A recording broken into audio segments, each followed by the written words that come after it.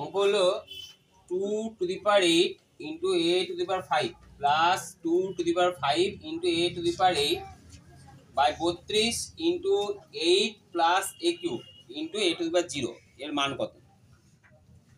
তা কি করবে? প্রথমে দেখো এই দুটো থেকে এই রাশিটা আর এই রাশিটার মধ্যে কত কমন যাচ্ছে বলো? 1 2 টু দি পাওয়ার 5 কমন যাচ্ছে, আর কমন যাচ্ছে a টু দি পাওয়ার 5। বুঝতে পারলে? তাহলে 2 টু দি পাওয়ার 5 কমন নিলে আর কটা পড়ে থাকে?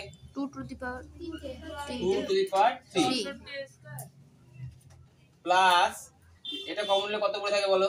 এর কিউব, শুধু a কিউব। ঠিক আছে, বুঝতে পারলে? হ্যাঁ, আচ্ছা, এটার মানে 32 মানে কত বলো?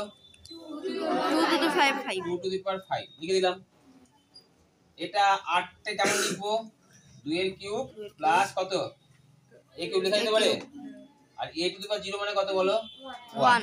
এবার দেখো এই দুটো ভাগ আকারে আছে এবং এগুলো সব কি আকারে আছে? এগুলো উপরে গুণ আকারে আছে, তাই না? তাহলে এই দুটো কি হয়ে যাবে? কেটে গেল। এবার এইটার সঙ্গে এটা কি আকারে আছে বলো? ভাগ আকারে আছে। তাহলে 2 টু দি পাওয়ার 5 মাইনাস কত? 5 into a to the power 5।